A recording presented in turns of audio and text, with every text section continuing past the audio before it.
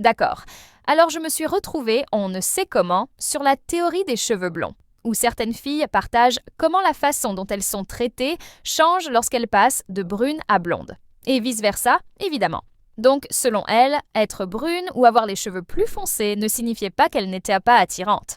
Mais ça les faisait paraître plus intimidantes ou sérieuses par défaut. Votre couleur de cheveux a une influence sur la façon dont les autres vous perçoivent. Enfin, évidemment, ça a du sens. Votre apparence affecte la façon dont les gens vous perçoivent. La théorie des cheveux noirs, parlons-en. La théorie des cheveux noirs est que les filles aux cheveux noirs sont perçues comme plus intimidantes par les hommes, même si elles n'ont pas du tout une personnalité intimidante. Tout ce qu'elles dégagent, c'est ça. Les filles aux cheveux plus clairs ou les blondes se voient projeter plus de traits de personnalité doux, de type Golden Retriever. J'ai l'impression que c'est pour ça que les blondes ont l'impression d'être plus souvent abordées.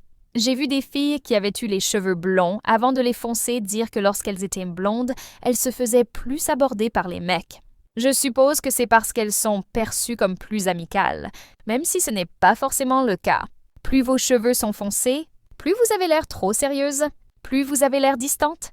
Et honnêtement, je n'ai jamais réalisé à quel point cette dynamique était profonde pour les fillettes blanches.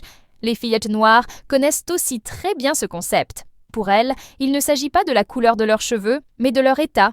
Ainsi, les cheveux afro, surtout en fonction de leur texture, vous placent dans une catégorie complètement différente en termes de regard et d'approche des gens. Le seul moment où les cheveux naturels de type 4 sont appréciables, c'est quand ils sont longs.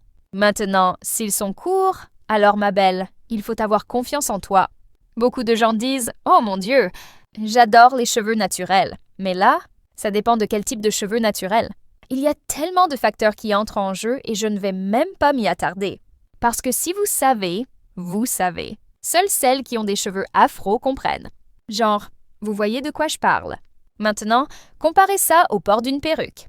Peu importe le type de boucle ou le style, si la perruque est bien posée, vous devenez soudainement réponse.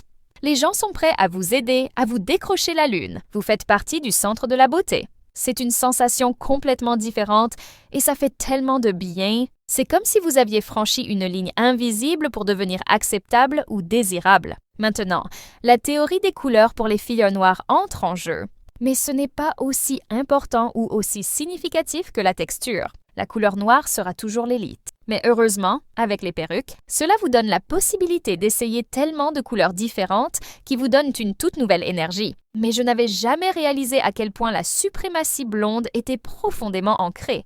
Il ne s'agit pas seulement de la couleur. C'est la façon dont la blondeur a été idéalisée comme une valeur par défaut pour la féminité, comme pour l'innocence, pour le concept plus sexy et amusant de Marilyn Monroe. Tandis que les cheveux foncés sont plus sérieux et plus du type de la fille d'à côté. Voici le témoignage d'une jeune femme qui affirme que se teindre les cheveux en blond a changé toute sa vie. Voici à quoi elle ressemblait avant, genre partout où elle allait, les gens supposaient juste qu'elle ne sait pas grand-chose et ils l'aidaient avec tout, ce qui est parfait pour elle. Alors que quand elle était brune, sa vie était plus dure. Alors elle s'est teint les cheveux courant son année académique. Elle a été notée beaucoup plus sévèrement quand elle était brune et contrairement une fois devenue blonde.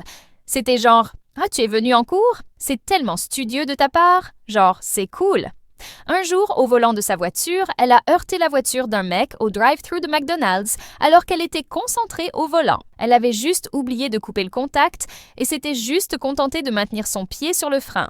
Le mec à qui appartenait la voiture est descendu et lui a juste demandé si elle allait bien, au lieu de s'énerver. Parfois, elle a l'impression que si elle sortait d'un supermarché avec un chariot plein de courses, les employés lui diraient « Chérie, d'habitude, il faut payer quand on passe à la caisse automatique, mais c'est pas grave.